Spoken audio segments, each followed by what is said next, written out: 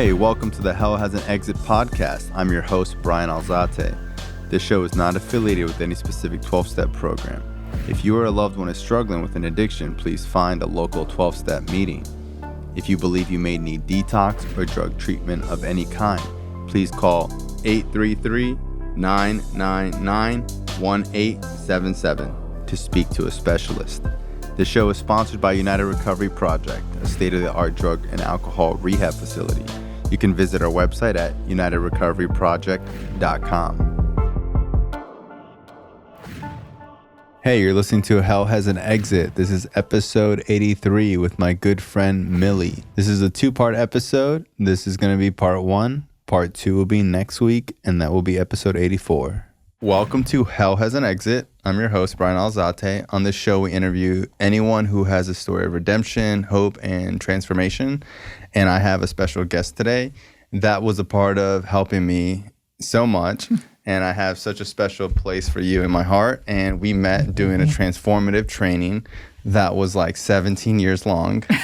No, but sometimes like I ask people to do things or like read a book and they're like, oh, I'm so busy. And I think about how much time and energy I put into this program. What was it, like 4 months? From beginning to end. Part one to part three was almost 5 months. 5 months.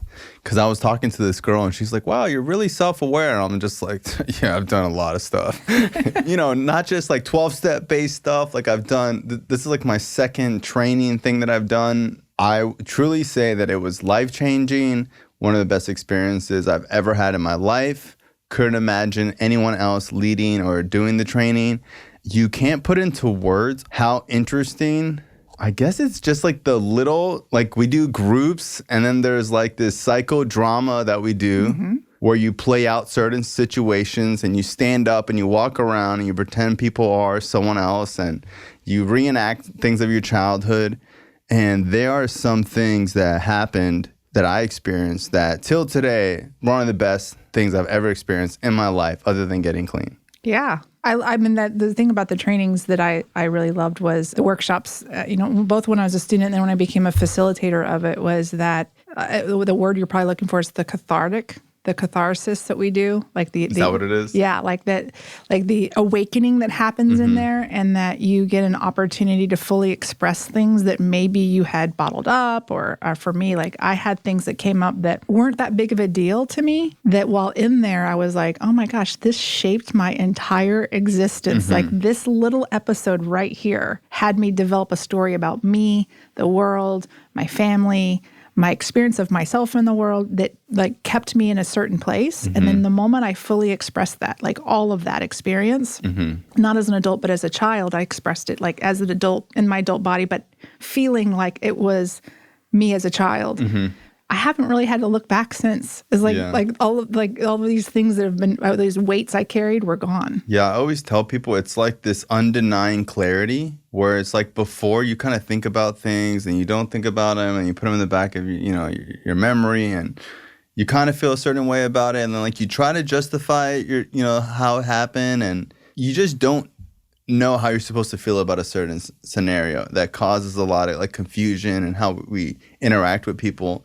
And there were some things in the training that was just like crystal clear. This wasn't your fault. You're a victim. Here it was your fault. It's like you fucked up. You were an adult. This is like your problem. Like we would bring up a habit. It'd always be like, when's the first time you did that? Me making like an inappropriate joke to like get people to like me or something. It would always be like, well, when's the first time you did that? And why, And it really brings you back to your childhood. It helped me so much with grief and loss, my relationship with my father, my relationship with my mom, business, and my relationship with employees and employers. It was life-changing. Yeah, I like what you're talking about, that whole bringing it back to the first time something happened. And it's funny because that's a little bit of the training and a little bit of my background in psychology was when's the first time you remember feeling like that? Or when's the first time that habit showed up? When's the first time that story? When's the first time you said that about yourself? And when you start looking about what was happening in that time, not what was happening internal, but what's happening externally. Usually it's around the development age of, like somewhere between 3 and 8, human beings develop the ego. And so when something comes at us that doesn't feel right or doesn't feel good, we put it in a compartment, like I like that or I don't like that. And we make it good or bad, evil, righteous, whatever you want to call it. And the moment we start categorizing events through that filter then develops our world. It creates, like, we can't see past the filters anymore. The filters, the lenses. We were talking not too long ago about rap music. Yeah. And how, like, the first time I heard rap music when I was like, I don't know, 10 or so, 12 maybe, I began to see that there was this other experience that people close to my age were having that was so vastly different than my own. And I was hooked from the moment on.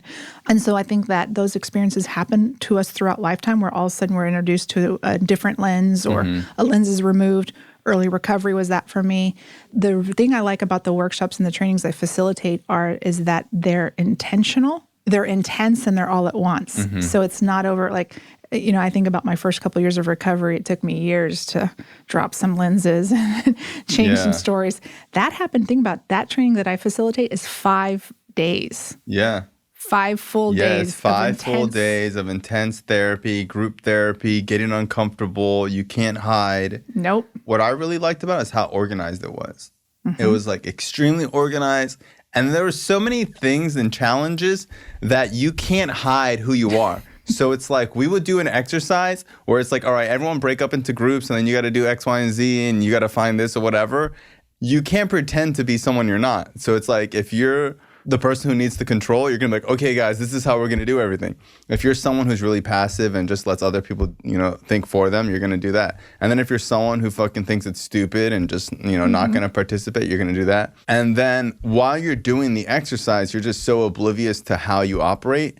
And then when you pull back the screen and you analyze it, you start to see, like, where else do you behave like this? Yeah, because the way you do one thing, the way we say is the way that you do one thing can show you how you do everything. Yeah. So if I show up a certain way here, especially over an intense pressure, then that's probably the way I show up in life. And I like to say that we all have backup styles. So most human beings can choose. Like, we can choose what we want to do at any given time. But we get backed up under pressure, and we always fall back into our comfort. Into that. And it's when it's comfort, it's not like comfort like a comfortable pair of shoes. It's like, I like to say laying in shit. What you're used to. Yeah. Laying shit long enough, it's warm, it's wet, you get used to the smell, you become comfortable to it. You don't even realize you're laying in shit. And that's the way I think the human condition and our filters are. We live in shit so much that we don't realize we're living in it. And then all of a sudden you get out of it and you're like, man, I laid in that for a really long time. Why did I do that? I think I started doing therapy right before we did this training. My therapist used to always say that, like, we recreate our childhoods even if we hate them. And everybody does this.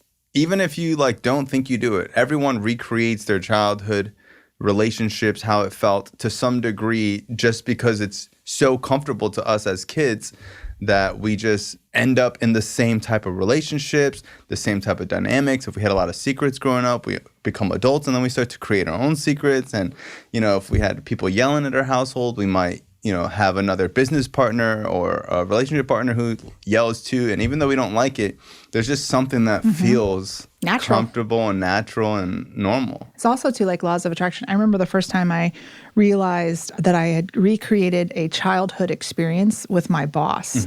Like, I had been working in this place for a while and I was in recovery, and I like one day I was like having a meltdown, and I'm like, what is wrong with me? Why am I having this meltdown? And I ended up leaving that place, and I was having, like, you and I share a dark passenger. like that's one of the reasons why I like immediately fell in love with you, because I was like, oh my gosh, a student who I can identify with, which I work really hard not to over-identify with students, because I think it takes away my neutrality. But there's occasionally where someone does something or says something and I'm like, oh, that's just the way I think too.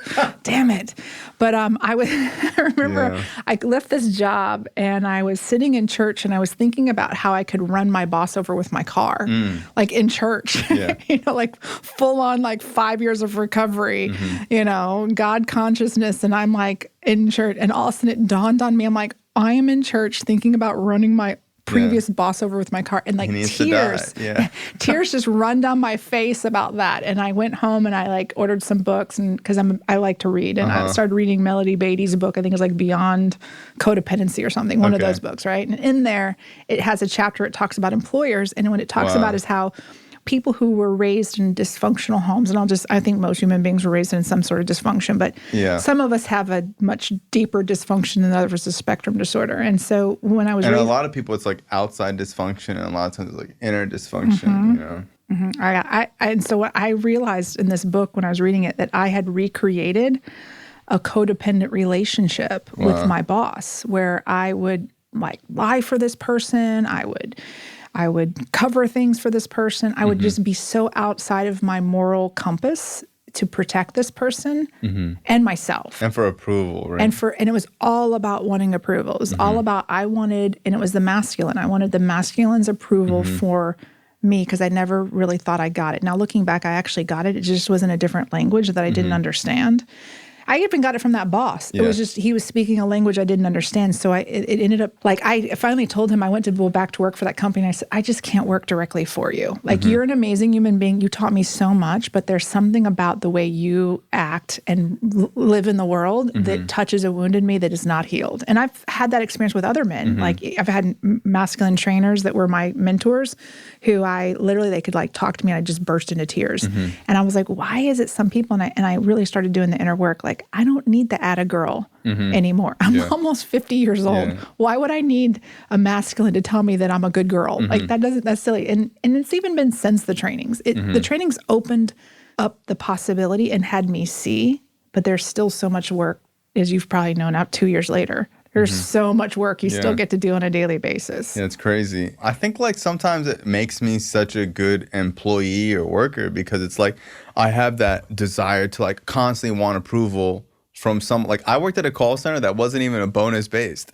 Like it wasn't even like based on like how many deals you got more money. But I just wanted to be the best person there. And I wanted to like have someone tell me I did a good job. I worked at another thing after that where it's like I wasn't getting paid more money by how much I worked, but I wanted you did a good job, you did great or whatever. And it wasn't necessarily about the money, but more of the approval of someone at a superior, position. Yeah, it's so funny because one of my guy friends told me years before I'd quit that job, he said, if I ever started a center, I wouldn't hire you. I'd hire the guy that gets you to work the way you do. He's like, that guy's a genius. Yeah. And I don't think he was being intentionally that way. It was just like, it came out that way. It was a wound, and once you start realizing the wound is there, then you can operate. It's not like the wound necessarily goes away, but you can operate around it, meaning like, I know it's there. Yeah. And is this real or is this imagined? Yeah. And then you start filling yourself up. Like I'm constantly in the reminder of myself, like I'm not a cup that needs to be filled. I'm a fucking well that's like directly connected to a source. And so when I forget it, like every other human being on the planet, I forget that I'm a well, and then I'm taprooted to a source that is infinite. And there's plenty of water to go around. There's so much water. And like the scarce, like that's what I got out of the trainings too, was the scarcity mentality. Is that when we play like one of those games, like if you win doesn't mean that I lost. And like my whole life, it's kind of like the concept that you could win and I could win later on, or I could win again, or maybe I just didn't win this time, just never was like taught to me. It's like if you won, that means that I lost. And if you're making money, that means that I'm not making money. And if you're doing well, it means that I'm probably not doing well. And just this idea that like, it's not like a jealousy thing, it's a scarcity thing where it's like there's not enough to go around. So if they're getting more than I am, that means that there's not going to be enough for me. And it's like love is infinite, kindness is infinite, money is basically infinite, opportunities are infinite. We make money. Yeah, exactly. Would be like, I was like, there's not enough money. I'm like, money's man-made. Yeah, we make it. It's a man-made construct. They're printing it right now. They're printing it right now. Yeah. Yes, we have backing and all this, but that's all attempts to control. To create society. I mean, we create money and for that matter, time. I mean, time, of course, days around the sun, but at the same time, it's not a real thing. So money and time are man-made constructs that we make our masters. And the moment we master it, we master life. And so I think for me, it has been my mission and goal, not only for me to master it for myself, but to create that win in other people. Like, I don't win until you win. So the moment I master it, you master it simultaneously, and we all win. So this idea that I'm going to become a master of money and time in my own life and everything's going to go great, but then the world's going to go to shit doesn't really make sense to me. So how do we bring everyone along with us? And I think that's the key. It's the dance, because not everybody even wants what you want. Yeah, and I think sometimes I struggle with that, is that like I want certain things so bad that I want other people to want them too. Yeah. And like I've given employee raises and been like, hello, you just got more money. Aren't you happy? Like they're like, oh, well, it's cool. And I'm like, it was like a big raise. You also just got another one like 6 months before. Like, what's going on? And they'll be like, well, it's not the money, it's the title.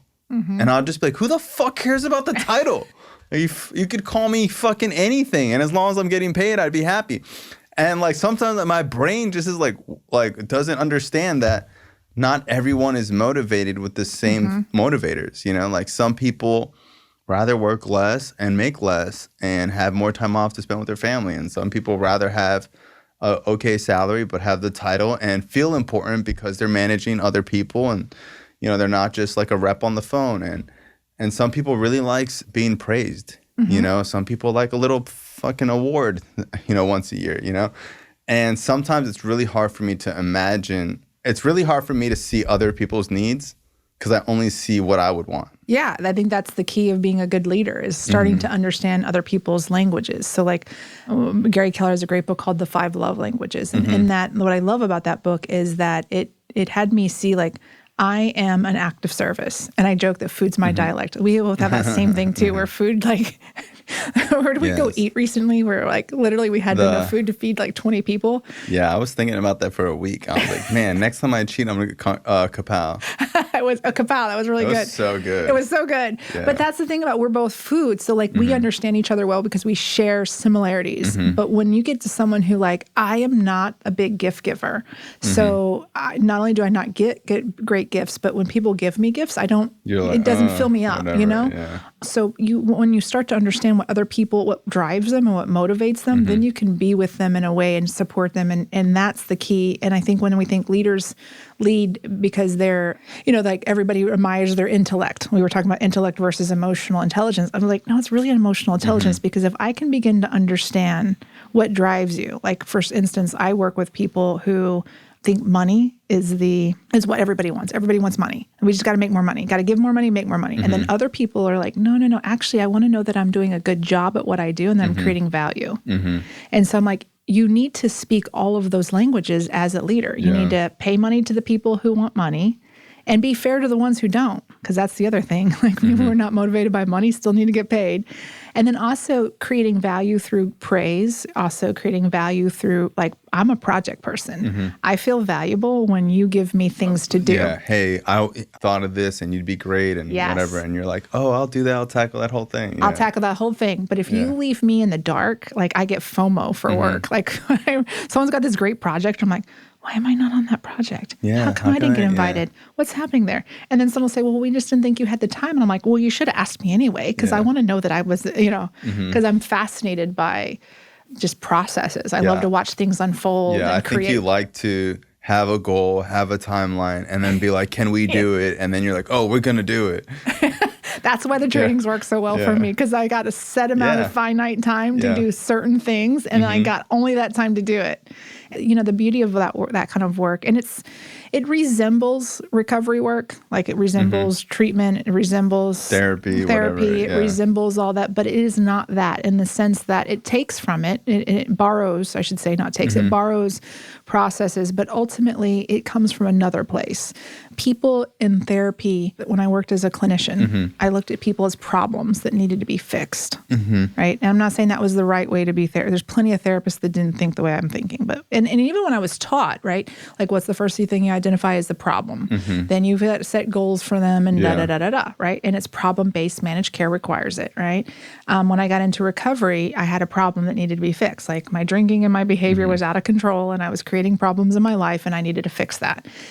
In the training, there's no problems. There's nothing to be fixed because everybody's already perfect, whole, and complete. My job is to have them know that by the end of the training. That's it, which is kind of fantastic if you think about it. Like it's not, I don't need to fix your finances. I don't need to fix your weight. I don't need to fix your relationships. My job is to have you see you authentically as you were created before your ego showed up on the scene and started telling you all the stories that you're not what you think you are. Yes, it has an end goal, but it's like a lifetime end goal. So the intimacy in the relationship, even people I never see again after the training, I still, like, not everybody becomes my friends like you did. Some of them just, they're traveling through and they're out again. But I still have this little piece of my heart that they're still there. Yeah, I mean, just being involved, like, we're in like this WhatsApp chat that goes off every day. And I don't respond in it, but like I look at it every day and I like to see like what people are doing. I think it's hard for me because like I already have like a recovery family. And I feel like when people don't have that community already, the training community is like so important to them. And not to say that it's not important to me, but it's like I started to see like, hey, I need to like, there's people that really depend on me and have known me for years that I feel like I need to go invest time and energy into those relationships. You do get so close with people in 5 days. It really is 10 years of therapy in a week. Yeah. But what I like about it is that it's also transformative for someone like me who had been clean probably like 10 plus years, have done therapy, has worked all 12 steps, watches people transform on a daily basis, and almost thought like I had kind of heard it all and done it all. And it blew my mind. Same experience for me. And it's so funny, my husband says the same thing because we both had around 10 years of recovery when we did it. And he says it's like, no offense to like the 12 steps. He's like, listen, the 12 steps are like kindergarten. Even the big book talks about it, He's like, I feel like the trainings that we did were like university. Like I thought it was like universal. It is universal too. Part 1 was like university. Part 2 was like universal. And it was so fucking crazy that like, I don't know. I think I just, I'm a Kool-Aid drinker. Like, me too. Like, I'm just like, oh, fuck it. There's Kool-Aid to be drank. Like, sign me up. Like, I'm just, people are like, oh, it's a cult. I didn't like, that's why I did so well in recovery because I was like, cult's cool. I always tell people my brain needed a good washing. Yeah, my brain needed a good washing. I mean, every once in a while, sign me up. Rinse and repeat. My brain is all fucked up again. Yeah, I was happy to have my brain washed. It made sense. When I found out about the 12-step program, I started reading the book. It made so much sense. It blew my mind. And when I did the trainings with you, and I didn't want to like it. So it's like I went there. You were like, no. I went there like, this is lame, And I had done a training before, so I was like rolling my eyes, like, whatever. I'm just going to do this to appease a friend. Like I said, like, other than getting clean, probably the best experience of my life. Like, my dad did it. Oh, I didn't know your dad did it. Yeah, my dad did it in the Spanish one. Oh, that's awesome. Oh, my God. He was crying, and we got to hug. He was all into it for like a couple months, and then he like fizzled out of it. Yeah, a lot of people. I mean, listen, it's not meant to be a lifetime for everybody. For sure. I still think it was because I probably could never get him to go to therapy. I'll tell you that much. Yeah, listen, my dad did it. My dad still gives people the 4 fingers when he's like when he wants. Yeah, and the thing is, it's like you can say that a million times, and it's like when you experience this. Yeah. It is like so cool. Well, that's the key because it's experiential. Yeah. So when you think about like transformation or book, like I book read, you book read, right? And when you book read, you see things and it's like, oh, that makes total sense. But then when you experience it, it's it's something different. So like the question I think they ask in the first training, which I don't facilitate this one, but is like, do you remember your first grade teacher's name? And most people are like, I don't know. Do you remember the name of the first person you ever kissed? Well, why is that different? Because one is an experience that's like so profound. And so part of what we do in that training of those workshops is to create experiences that change not just your thought patterns, but also change like their kinesthetics. So their physicality too. It doesn't take a lot of work, but there's physicality because the body actually has muscle memory, just like working out. And so that's why we say like the part 1 is all about awareness. Part 2 is all about breaking through that awareness. And the third level is long. It's like 100 days because in the third level, that's where you've like broken through. But in order to create new habits, you need to do it for about 100 days. And apply it. Yeah. Like that whole experience that we did with like, scenarios being neutral and that we get to choose whether they're positive or negative was like really profound for me because like I know that, but sometimes, we forget. We have something happen to us, like a bankruptcy. How could that be positive? Like, like what the fuck are you talking about, Yeah. And in the training, like, you really do see that, like, even the worst things in our life are neutral. Yep. You know, a flower being born and one dying is like a neutral thing. Well, there's a great, You there's a know? book, there's a book of Est. So the book of Est, I'm sorry, there's a training called Est. And in Est, they wrote books where they like transcribed entire trainings into a book. And then they compared it to Heidegger, which if you look up Martin Heidegger, he was a great ontological person. However, he was also part of the Nazi Party. So take it with a grain of salt. It's not meant to be offensive. Unfortunately, we have a lot of things that have come out of that terrible experience. In this book with Heidegger and with Warren Earhart, and this was called Speaking Being. And in it, they talk about there are people out there who think it's raining to get them wet. Like, oh my God, it's raining and it's getting me wet. And it's like they're upset because it's raining to get them wet. It's ruining their wedding day, whatever it might be. Then there's another type of person who goes, oh my gosh, it's raining to create flowers and it makes the world such a great place. And without rain, and was it April showers brings May flowers? The truth is it's raining because the water vapors had heated to a certain degrees, rose to a certain level, turned back into water condensation and come out of clouds. That's why it's raining. It's scientific. But we make up stories based upon our own historical context. And some of it's like, so whether I'm saying it's great or it's bad, I'm still making up a story coming from my ego. Now, as a human being, sometimes I think it's fine to be, it's very effective for me to put a bad spin on something, especially if it's something I don't ever want to do again. Like, that was terrible, don't do that again. And sometimes it's good to put a good spin on things like, oh my gosh, that terrible experience was actually created me into being this, like I say my childhood, right? I was raised by a mother who was mentally ill and had addiction and serial bride. She'd been like married 5 times. And, you know, you imagine growing up and, you know, and by the way, my brother's a sociopath who like tried to kill women. So, I mean, like I had some bad experiences growing up and I look at it today and it serves me not to dwell on that from a negative, but to say, you know what, it makes me a really effective human being. And the reason I can look at someone and I can read their physicality and I can be with them in such a way is because I had to do that to survive my child. I mean, literally needed to be able to like, is that person safe right now? Even if it's the same person, I had to be able to read them in a matter of seconds to protect myself. And so that I wouldn't want it to be any different. Now that's a choice I'm making. I could say, oh my God, these terrible things happened to me. I'm never going to be anything. It's not worth it, blah, blah, blah. But the truth is, sociopaths happen. They happen. They happen in our world. Narcissistic, mentally ill mothers happen in our world. That's part of being a human in the human condition. I just happen to spin it so that it serves me and what I'm doing. Yeah, and you ended up using it instead of it using you. Absolutely. You know, and I think that, you know, oftentimes when people like talk about this, they feel like it's like, oh, so you're just going to tell yourself like some happy, lovey story about like whatever happened to you. But there needs to be like a balance based in reality, right? Like there needs to be this balance of like, okay, well, sometimes you do fuck up. And that was like, you know, I have a friend who was like, he posted something the other day that was like, oh, you know, everything happens as God's will. I'm like, well, sometimes you fuck up too, you know? It's like not everything. It's free will. Yeah, there's like accountability, you know, that like we have to be accountable for the way we act. That was one of my biggest misconceptions about recovery is that I thought that as soon as that people that were calling themselves addicts were not taking accountability for what they were doing. But it's actually the opposite. They actually are taking accountability.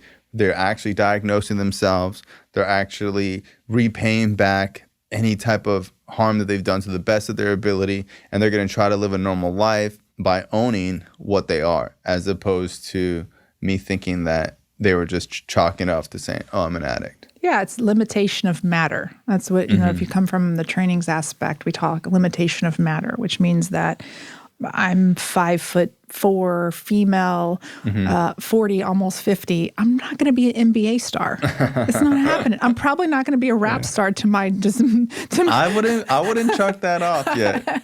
Stamina comic might still happen, but the reason I say that is because I could be like all in my shit about that. Like, oh my gosh, limitation of matter. I'm never going to be, and I'm not going to self-will myself 6'4" and male to become NBA and become like coordinated to play basketball. Like, think about it. So when we talk about limitation of matter now, but however, in the limitation of the body that I have, I can do amazing things. But if I spend all my time trying to be something I'm not, I'm going to miss it. So I think about alcoholism the same way. Like, I'm a person who experienced alcohol alcoholism. I don't usually say I'm an addict because, I have a whole bunch of stuff about labeling. I also don't say I'm recovered. I say I'm a person in recovery because it's only an experience. The moment I step out of recovery and back into alcoholism, I'm a person experiencing alcoholism. And it's a moment by moment choice.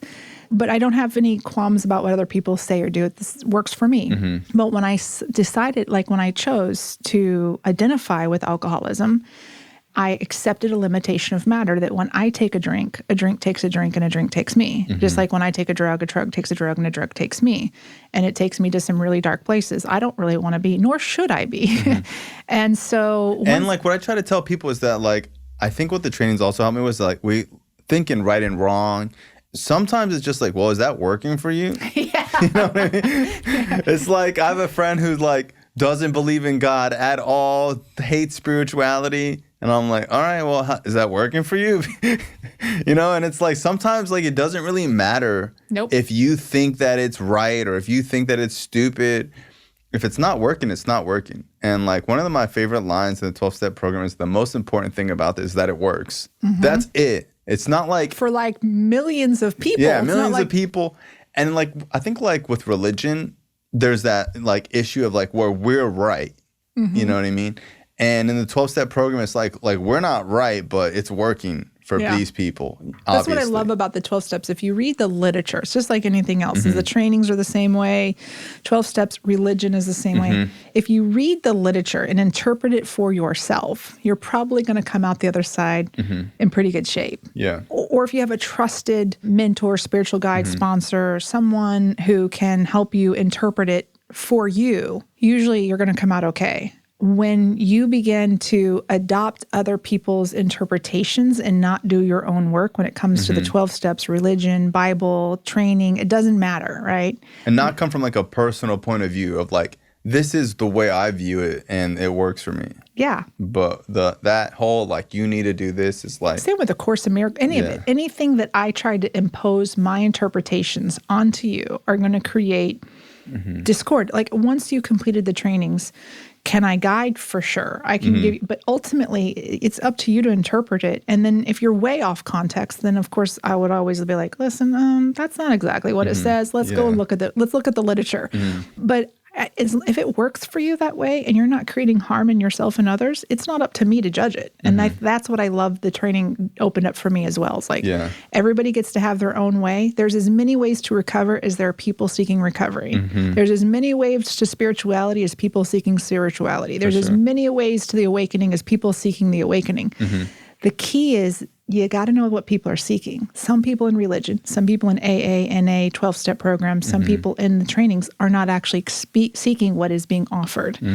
That could be problematic. And some people just don't see how counterproductive what they're doing is. Like I was talking to someone the other day and I was like, yeah, well, some people believe that if you're gay, you're going to hell.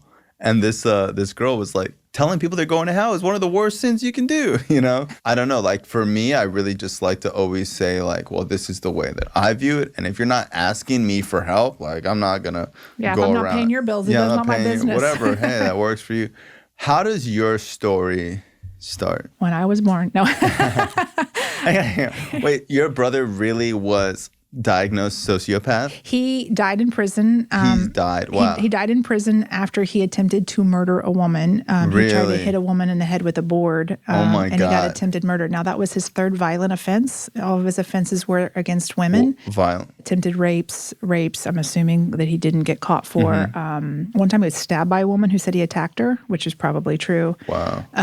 When I was a kid, so you probably heard me say this, and it's true, but when I was a kid, I didn't have any friends over because I didn't want to invite them over because he's my older brother, and I was always concerned that he would act sexually upon them, and they were younger. So you knew this growing up? 100%. He was the trifecta. You know how sociopaths typically do three things: catch things on fire, pee the bed, and kill small animals. He did all three of those before he was even 10 or 11. Wow. Yeah.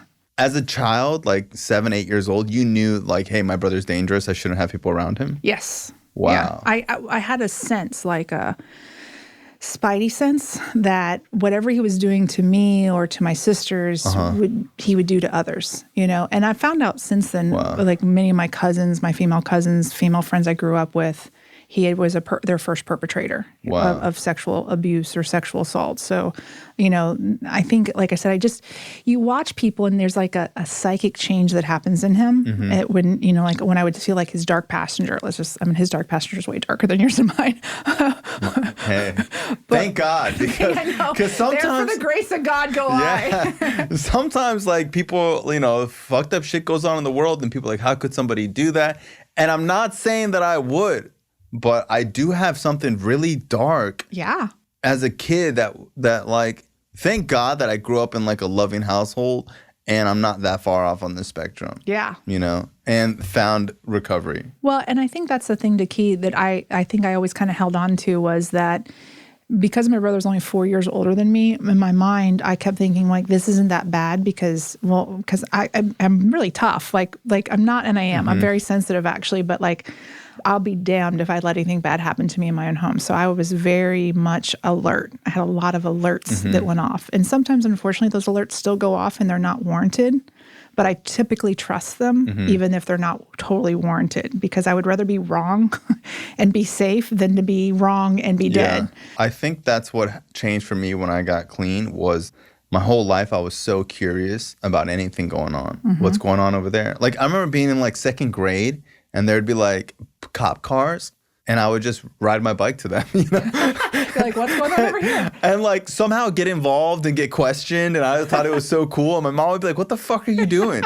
And most people would be like, oh shit, cops, they're going to run. Like I was just like running to the crime. Yeah, I was just like, hey, like what's going on? And like pretending like I knew something, How many times you've been investigated? Yeah, and it's like my whole life, there'd be a party and I'd be the one person arrested. And like I always was just that one person that always got in trouble when no one else did. And it's because I'm usually front row and center at anything that's going on. That makes sense. And you speak your mind. I think that sometimes that might not be. Yeah. It might get you in trouble. And I just talk out of my ass, I might have experienced you talking about your ass once or twice. So it's like when I got clean, I think that's when I started to get a little more timid and didn't have to, I just wasn't trying to go see what was going on all the time. But do you think that that's a comfort in your own skin? Because that's what I experienced. Like it wasn't I got less boisterous because I've always been a voice. But I found that I feel like I'm so much more comfortable in my skin that I don't have to know everything anymore. Like I can be in situations. I still don't like big crowds. And I definitely don't like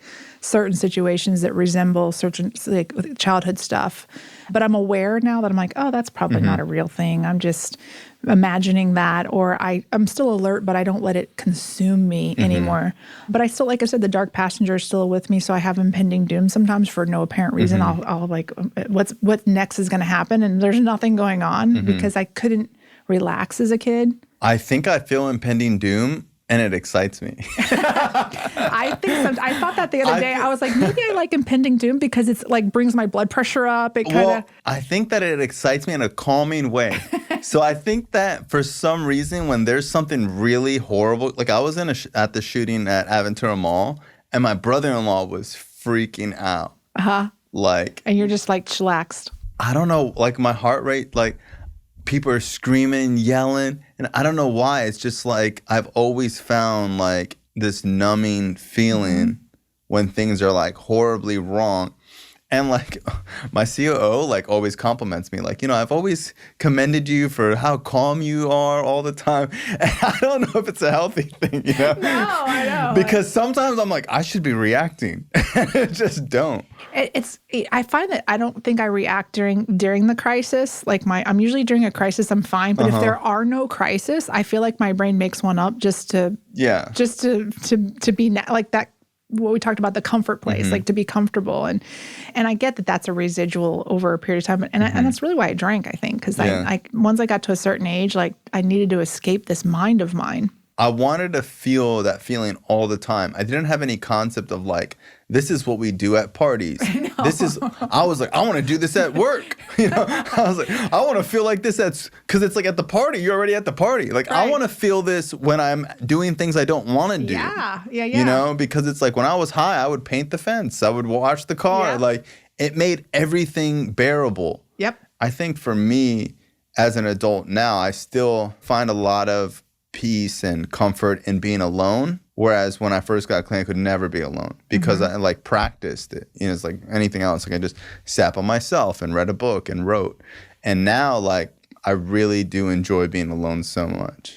Yeah, mine's the same way. I think I was grateful that I got there before COVID hit. Could you imagine if you were still? Oh my God. Like I look at people who are like still in it, like still in that FOMO. I need to be around people. I need to drink. I need to party. And I'm like, what did they do during like COVID when we were all locked down? Like, yeah, almost nothing changed. for me, I love being around people in recovery. Because it's just different. It's almost like a family gathering. Like, I don't know. There's just something about drug addicts that just feel like I could be like in another state and not know anybody and just going to some shitty meeting with like fucking shitty coffee in the hood just like is home to me. But like birthday parties. Oh, the worst. The worst. Someone's first grade, like. When normal people come and have normal conversations, you're like, you want to. Yeah, I want to die. You want to do. I'm like, can I give you my fifth step right now? Because I want you to go away. No, I 100% get that because I know that like, have you ever been like to Hawaii? Yeah.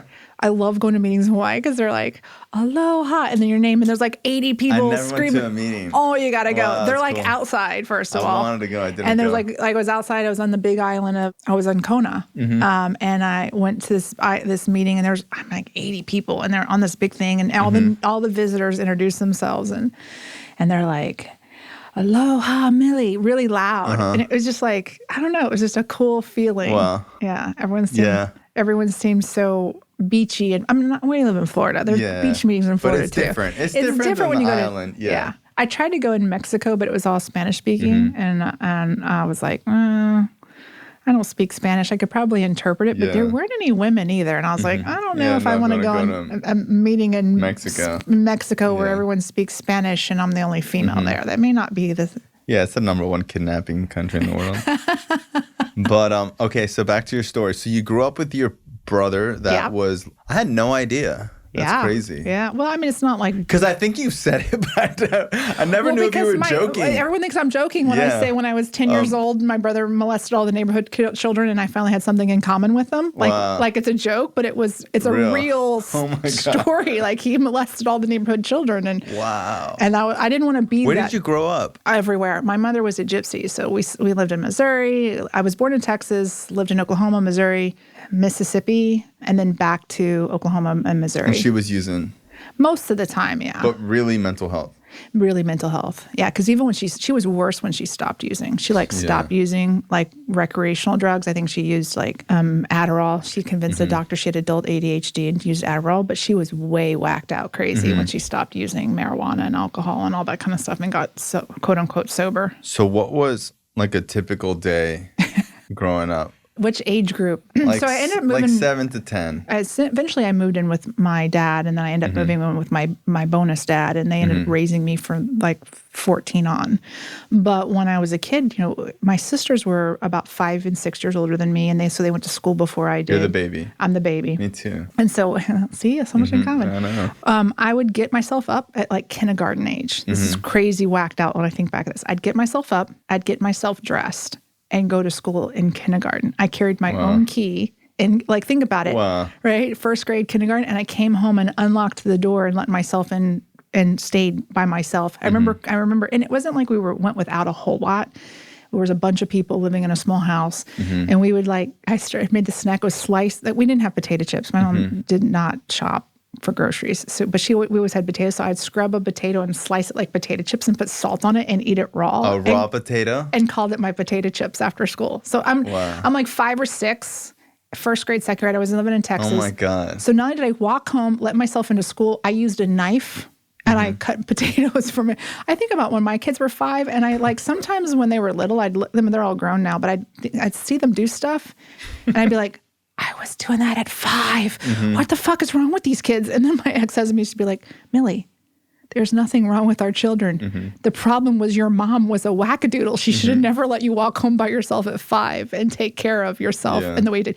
And she came home every day and slept. She napped for 2.5, 3 hours in the evening every night. And we were like Bebe's kids. We like ran the neighborhood. For the most part, our house was clean. She kept us clean. We always had, clean clothes. She had a thing about cleanliness But other than that, I mean, there was no socialization. No. We had poor social skills, poor communication skills were tough. I had to develop them myself. Fortunately, my saving grace was I have a sister who's my middle sister. In fact, we're best friends. I talked to her on the way over here. We're like best friends forever. She's been like my mom to me. You know, she was like 6. She changed my diapers. She took care of me. There are 2 things that saved my life. One was her, and then her biological father became my bonus dad. At some point when my parents were a mess, my uncle was murdered. My mom's brother was murdered when I was 5. It was one of my first memories was him got caught up in some motorcycle gang, took some money from someone, didn't do a hit, and they killed him and his girlfriend, hacked them up and put them in trash bags. Wow. And so at the time, Missouri? Yeah, right. So my mom, and then we were on a run. We were on the run during this time because the FBI and this motorcycle gang was looking for my uncle who lived with us. He actually lived in our basement. And so this is one of the times where we lived in multiple states, and my biological father had taken my siblings to go live with their dad. And I was staying with them because I was their child. And at some point, I don't know how it happened, but the way the story goes to my memory was that Walter was my bonus dad. He called him and said, you know, bring the baby here too. Like she needs to be here too, like with her siblings. Like stop, like you guys are on the run. Don't take this kid on the run. So they left me there with him, and I stayed there with him during some formative years. So during that time, you know, it was like pre-K and maybe kindergarten. It's kind of a blur. Your brother's living there too? My brother was living there too, yeah. But at the time, he hadn't really shown a lot of the sociopath. I mean, he was like 7 at the time. So he wasn't quite, you know, he had burned down some neighbors' yards. Definitely still wet in the bed. I remember, you know. But he hadn't killed any small animals yet. So we weren't full swing sociopathic at this point. But, you know, looking back on it, I realized like, fast forward, when my bonus dad died, I found out that my brother was a product of a sexual assault. My mom had been sexually assaulted at some point. He basically did his 5th step with me. Wow. When he was on his deathbed. So your brother is a product of rape. Which I don't think anybody knew that back then in the 60s and 70s. No one cared about that. I mean, you didn't even call it that back then, probably. Like, oh, you fuck somebody and you don't know who it is. Basically, that's what they said about her. And so looking at that, my mom, looking back, was very abusive to him. I didn't realize it growing up. But she probably had a lot of resentment, and it brought up all that trauma every time she looked at him. And the baby she didn't want. And didn't want him. This, It brought so much shame to her.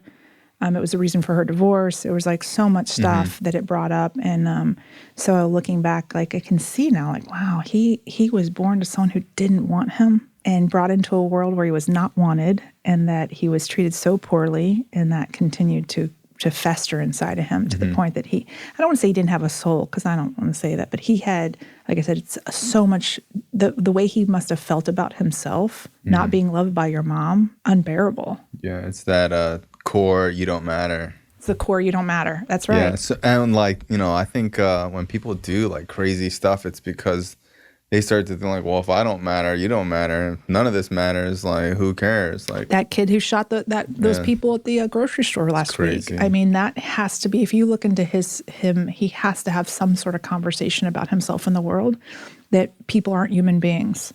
And if they're not human beings, they don't matter. And that means I don't matter. And he wants to matter. He wouldn't have done that if the Parkland shooter's case is up right now. So it's, you know, when you start thinking about things, like I have a lot of compassion for that experience, for everyone involved, like my mom, my bonus dad, my brother, I mean, even the person who perpetrated it. I have compassion. You know, everything's what do they say? Everything's a cry for love or fear. You know, so like, you know, everything's a cry for love. What do I choose, love or fear? And I just choose love. Doesn't mean I want to invite everybody over for dinner, or none of them get to babysit my children or even my dogs. But I can still have a lot of compassion for what their life experience is, and that was probably the biggest healing that came about for me was. Yeah, and I think people have like a way of just like chalking it up as like, well, it's just like some fucking psychopath that deserves to die. And I'm not saying he doesn't, you know, but I just feel that it's really simple to lump things up into good or bad. Well, you had shared with me earlier about like people who were wrongfully accused and stuff, and I had this, I don't know, this epiphany. I guess it is really like an upside of my upbringing is I spend a lot of time alone. And because I spend a lot of time alone, I spend a lot of time with myself. And I like to think of it like my highest self, or some people would call it a Holy Spirit, whatever you would. But like at 10, I would hear not a voice inside my head like talking to me, but I would hear a consciousness that would say things that were, I would use the word holy or of whole, like meaning like full of life. And so I had conversations with this holiness or whatever you want to call it, highest self. And it got me through a lot. Like I said, 10 was when the first time I heard it, and it will tell me, it might just be one word, but I know exactly what that whole word means. So the last time I heard it, or one of the times I heard it, I was really frustrated with this mom's group that I was helping, and they weren't like, wouldn't use Robert rules of order during their meetings. And it was pissing me off, because I'm like, what the fuck? They keep talking over each other. Why don't they use Robert's rules, right? And I was getting aggravated, and I wanted to quit. And I wasn't even like, I'd been meditating on it, but I was not in meditation. I was walking my dog, and she's a nightmare dog. She was a nightmare dog. All of a sudden, this voice came into my head, and it said, finish. And I knew exactly what it meant. I mean, I knew exactly the context of it. And it's a different voice than my own, but it is my own at the same time. And that voice was telling me not too long ago about like the death penalty. I had been watching a show about a man with disabilities who was wrongfully accused of murder. And then actually Ruth Bader petitioned to get him off of death row or get people off of death row because people with low IQs shouldn't be on death row. And so whatever, right? And I remember being so angry because he's now, DNA has absolved him, right? But he spent 20-something years in prison with terrible, most of it on death row by himself. And I'm just being so pissed at our society. And then this conversation came in. And you can see the statistics. I think it's like 8% or 5% of death row inmates are innocent, which if you just look at that, it's like hundreds of people every year. So I started thinking about that, and I was like, why are we as a culture killing our own people? It does not deter crime. It doesn't do anything. Yet we just keep doing it, and we think that we're doing. And then there was like this voice came in my head, and it said something about what about the innocent? And then I was like, holy shit! I've been pro-choice my whole fucking life, and now do I have to be like anti-abortion when I realize I don't have to be? But the point being is like I started realizing that there's a context of life, and if I don't have that context, or we as a because I am a part of the context. If we don't value life, all life, that we're probably not going to see a lot of change in our world. And it's not that I want to make anything outlawed or ban or abolish, the death penalty or abortion or that. It's really just a conversation I want to have with people. Yeah, and it's like a compassion type of thing. Like I have friends that are like super anti-abortion, and I've seen those same friends get abortions. You know what I mean? So it's like... you got to understand that you don't really know what you're going to do in that scenario until you are actually going through it. Go have your daughter get raped and see if you're going to have a fucking abortion or not, And it's like, I'm not here to say that. And even if it's not rape, like what if she just doesn't want to have a baby? Sometimes it's really hard to even have conversations with people who have like really, because I have opinions, but they're not like, I'm right and you're wrong. I'm like, well, I kind of feel this way because I have experience with, like I had an abortion, and I'm not proud of it. It wasn't like something I was dying to do, but like I till today, best decision I ever made. Or that I tried to help 50% try to make.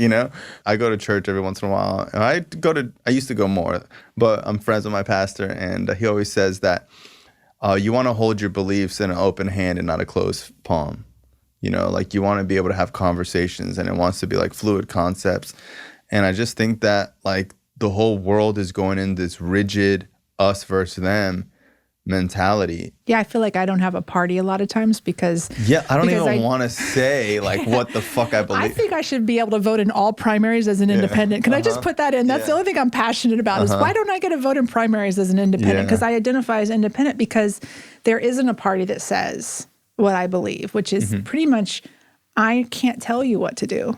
I don't live your consequences. So, and for me, it's like, as a woman who's not going to be having children anytime soon, it is not for me to judge a woman who chooses differently than I would choose or that I have chosen. So I simply say to people like, in my heart of hearts, know that it's a context that we got to work on. And when I mean context, meaning the environment. We're in an environment where life is not sacred. But that's not going to be done through the legal system, the Supreme Court, any kind of laws. It's going to be done in human-to-human contact because I was a teenage mom. So like when we remove the shame out of being a teenage mom, then you might find that less people are, or when we start educating women better, we start offering free birth control and sex education, when we elevate women and men up to a certain standard, you're going to find that some of those things will probably take care of themselves. I was thinking the other day, I was like, I think every guy when they turn 15 should go get a vasectomy and go put their sperm in a sperm bank. They only get to have it when they want it. And it's like, hey, if you want to get pregnant, you have to go through the sperm bank. It's like that's it. You have to pass a test and get a license. Because it's like, we can do the same thing with eggs. Adopting a kid is so hard, and yet anyone can have a kid. And anyways, so tell me about your story. I need to know what happened. What happened? Okay, so you should write a book. Have you? I have not wrote a book. You've thought about it? I've thought about it a lot. I want a ghostwriter. I'm your guy. There you go. I need a ghostwriter too. You find a ghostwriter, get a 2-for-1 deal. No, for you us. need to write it I know, that's what we teach people. It's like, Listen. no, you don't need a ghostwriter. Just go lock yourself in a room somewhere and don't come out until it's written. Well, I do a raw storytelling, which I get up and tell embarrassing stories, like vulnerable stories. Yeah, you ever invite me? I haven't done it. It's been closed down for the last couple of years because of COVID. But you used to do like a slam poetry storytelling? Yes. Yeah. That's so cool. You'll have to go. We'll go together. Oh my God, I have so many embarrassing stories. So the one that I think you'll probably like the most, well, there's two, but one's about being in Hollywood, Florida, because all kinds of crazy shit happens here. If you're not in Hollywood, Florida, you wouldn't know. But so I started drinking really young, and drugs and alcohol were my solution. It's pretty simple. I did crazy stuff. I was always the first one drunk. I was always the first one passed out, and I just kept recreating bad scenarios after bad scenarios and bad scenarios. And then I got pregnant with my son. He's 28. And when that happened, I did want to do better. Like I had a conscious moment when he was born, and I looked at him and I said, I'm going to do better for you than what was done for me. And, being that I was raised in a household where— How old were you? I was 19. You see, yeah, I'm 19. So one of the things I had recognized is that I couldn't hate men and have a male grow up healthy. Like I had learned that from my mom. I watched, and the violence of the men in my family. She hated men. Kept marrying them, but hated them. I have a sponsee who I was talking to the other day, and he I think he's gotten better, but he hates women. Yeah. And it's just he's grown so much, and I feel so good because getting people clean is cool. Helping people, whatever. But having someone transform into oh, fuck all these bitches, bitches are hoes. And I'm just no, dude, they're just like us. You lie too. You manipulate too. You cheat. Oh, I never cheated, Every girl's ever cheated on me. And I'm just no, we're going to look at this as Here's my saying to men who say that. 1 crazy girlfriend, bad luck. 2 crazy girlfriends, coincidence. 3 crazy girlfriends, you make bitches crazy. Stop it. Yeah. You cannot blame all of them for that. I was telling him, I was like, dude, you got to get out of this whole idea that it's you hate girls. What the fuck is wrong with you? Yeah. And over the years, he's really gotten a lot better. To me, that's really cool. That is cool. It feels really cool.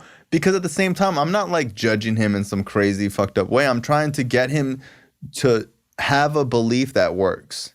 Because, we were saying, does that work for you? It's just not working for you, bro. It's dude, if you want to attract something that is good and you want a good girl and this is what you truly want, there are good girls out there and you're not exactly a great guy. I think that he has a lot of love and compassion, and he masks it with outer toughness. My therapist always says, the tougher the shell, the sweeter the juice. The softer the inside, the gooier the inside. He says it more poetic than me. It's a lot of times when you have these men with really tough exterior. Same thing with women. Yeah, same thing. When you have a woman who hates men, you can look back and almost inevitably the self-loathing is, and it's not even just women who hate men, because some women hate women, and it's it's a lot of women hate women. Women are hard on women. I will find that has been my biggest challenge. I used to hate women. Really? And didn't know about it. It just seems surprising because you seem pretty good with them. I was such a womanizing Well, that doesn't surprise me, but that you hate them. I really did. And I think it's because they had so much control. Do you want to hear a funny joke? Yes. Why do men make more money than women? Men make more money than women because women already own the men. Own vagina. Own vagina. There you go. Yeah, you guys are always looking to make money to buy it. I usually say it with a much more colorful word, but I'm trying to be grown up right now. It's okay. There you go. The thing is that like interesting to me. That's the one thing I learned. The upside of what I learned in my childhood was with my situation with my brother is that I had power. Like I realized that feminine people have power, and he wanted to take it. Like he was always trying to take my power, and I think that's what it was with me. Was that I didn't like that me as a guy had to win their approval, and there was like that rejection. And I just fought it with like putting them down and like making fun of them. I can't imagine the women you attracted to yourself. I was. They probably looked hot. There's women that was like, yo, in middle school, you like destroyed my life. Yeah, listen, I always say like I had extremely low self-esteem. I hated myself. I later on became a drug addict. Like your men's looks like. If it makes you feel any better, I was wrong for treating you bad in middle school. You deserve better. And you know what? Like I think my active addiction hurt me so much to the core where I really believed in karma. And I really, like anything I ever did wrong to someone, like I feel like I got so much back to me. Even when I got clean, I found it really hard to be nice. And I would want to be nice, and I just didn't know how. It took a long time, probably like a year or 2 years for me to be like, nice people win. Mine is always like, kindness is not always my first reaction. So like someone, like you've heard my stories about a woman will show up in a pair of like tight ass, Lululemon recalled see-through yoga pants and no underwear. And I'm like, bitch, what are you wearing? And I can just see feel myself getting like, because I have this thing where I'm like, does she not know like what that does to all of us, And there's this like thought pattern. And then I'm like, all right, Millie. She knows. She probably knows. And get it together. You were young. You at one point in time liked the attraction. Like you probably did things that pissed off women who came before you. So access some love, access some compassion and kindness. Doesn't mean don't say something. It's just table your judgment and your eye rolling and come out with compassion first. It doesn't happen all at once naturally. Sometimes it takes me a minute, and that's back to the trainings. The best thing the training taught me was how to clear. Like I can do it in 30 seconds. Like crazy bitch shows up in a pair of yoga pants you can see through, no underwear on. All right, it is. We're at work, not a nightclub. Okay, clearing.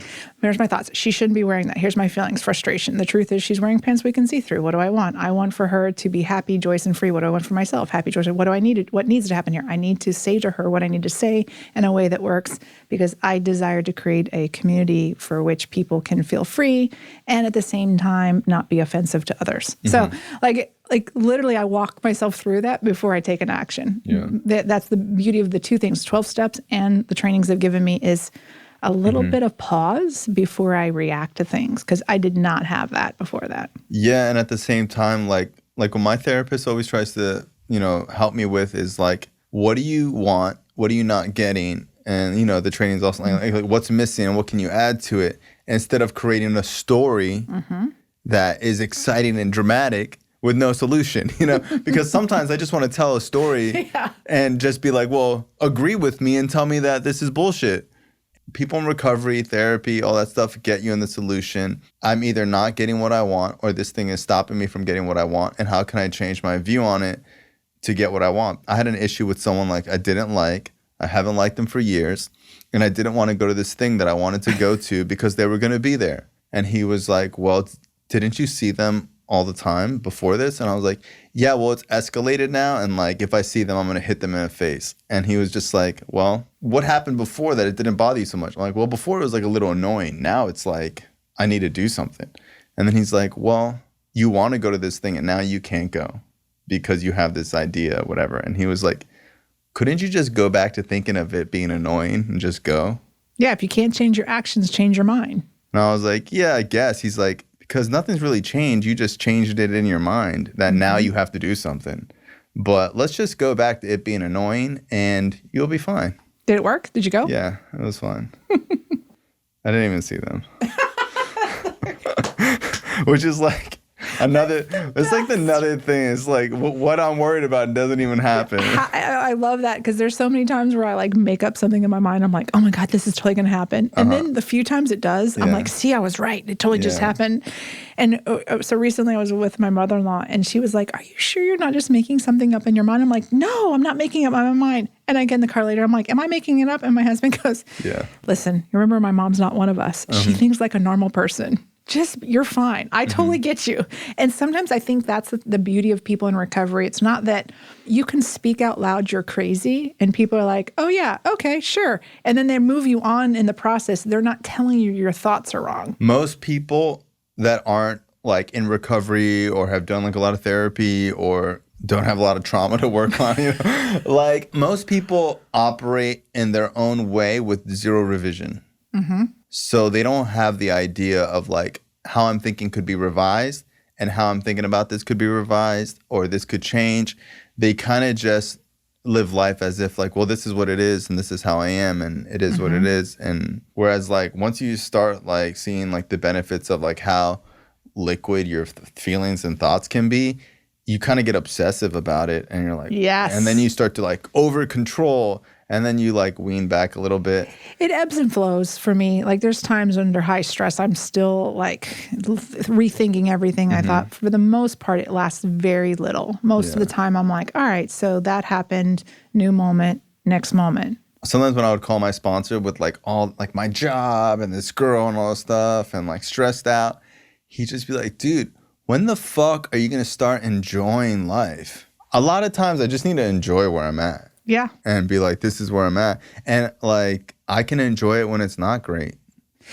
So for me, when I talk about being in recovery and why I don't want to say it's a hard time, but I've tabled my over-identification with like a recovery program or even like my trainings or anything, right? Because the moment I over-identify with something, I lose my connection when I talk about being the source. Like we're not a well, we're not a cup, we're a well. And I don't want to lose that connection to source. And if I over-identify with something, then I lose that. So one of the things that I've focused on is like recovery for me is not about not drinking. It's not about not drugging. That stopped early on. Yeah, that's like saying like being a human is about being alive. It's like, well, you need to be alive to experience being a human. But being present is what's important to me. And being present in my moment, unaltered. Now, I drink caffeine and all that, and people could say, well, that's altered, whatever. But like, even the most painful, shitty parts, like when my bonus dad died or when my mom died or, the things I've been through when my daughter was diagnosed with intellectual disabilities or whatever has happened that I have learned that I'd rather handle it and create the joy that I want to create than to anesthetize myself and numb myself out from it. Because it's almost like building strength. I feel like the hard times build strength as well as the good times do. So why would I not want to experience all of it?